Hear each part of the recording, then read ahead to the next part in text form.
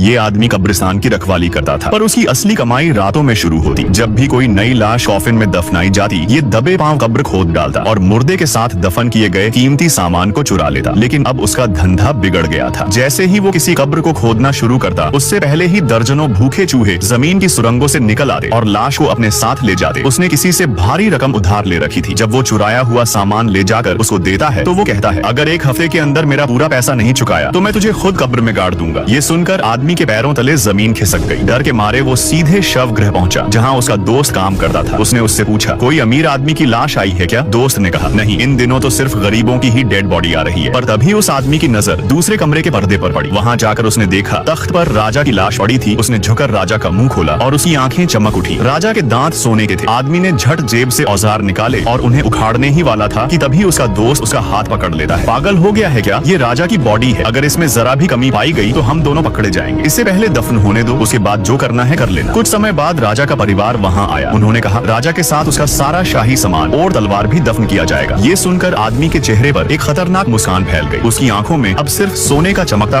राजा की लाश को पूरी रस्मों के साथ खजाने समेत कॉफिन में दफना दिया गया। सब लोग वहाँ से लौट गए, लेकिन आधी रात को एक आदमी कब्र के पास आता है और मिट्टी खोदने लगता है। जैसे ही वह कॉफिन तक पहुँचता है, अचानक उसे भीतर से चूहों की हलचल सुनाई देती है। आवाज सुनते ही वो घबरा जाता है। घबराहट में वह जल्दी से कॉफिन खोलता है, पर वही हुआ जिसका डर था। कॉफिन खाली था, राजा की लाश उसमें नहीं थी। आदमी जब टॉर्च से चेक करता है और भीतर झांकता है, वो देखता है चूहे राजा की लाश को एक सुरंग के रास्ते खींचकर ले जा रहे थे। आदमी बेकाबू होकर लाश पकड़ने की कोशिश करता है, लेकिन उसके हाथ में सिर्फ राजा का एक जूता आता है। अब उसका चेहरा बिल्कुल उतर जाता है। वह जानता है कि अगर खजाना नहीं मिला तो जिस डॉन से उसने कर्ज लिया है वह उसे जिंदा ही कॉफिन में दफना देगा। हताशा और डर के बीच वह ईश्वर को याद करता है और हिम्मत जुटाकर सुरंग में लाश के पीछे अंदर की ओर आगे बढ़ने लगा है। आदमी राजा की लाश का पीछा करता हुआ सुरंग के अंधेरे में आगे बढ़ता जाता है। तभी अचानक गुफा की गहराई में उसे चूहों की आवाज सुनाई देती है। वो चौकन्ना होकर तुरंत टॉर्च घुमाता है और देखते ही उसकी सांसें अटक जाती हैं। सैकड़ों चूहे उसकी तरफ दौड़ते आ रहे होते हैं। आदमी का दिल तेजी से धड़कने लगता है। डर के मारे वो बिना सोचे समझे आगे की तरफ बढ़ना शुरू कर देता है, लेकिन चूहे उस पर हमला कर देते हैं और उसे बुरी तरह काटने लगते हैं। दर्द से कराहते हुए आदमी अपनी बंदूक निकालता है और फायर कर देता है, लेकिन किस्मत उसका साथ नहीं देती। गोली सीधा उसके जूते में लगती है। आदमी दर्द से चीख उठता है। अब आदमी गुस्से में आकर बंदूक उठाता है और एक चूहे को निशाना बनाकर गोली चला देता है। धमाके की गूंज के साथ ही वो चूहा मौके पर ही ढेर हो जाता है। बाकी सारे चूहे बंदूक की आवाज सुनकर भाग जाते हैं। आदमी थोड़ा और आगे बढ़ा ही था, तभी अचानक उसकी नजर सामने जाती है और वो घबरा जाता है। वहाँ सुरंग के आगे एक विशालकाय चूहा सो रहा।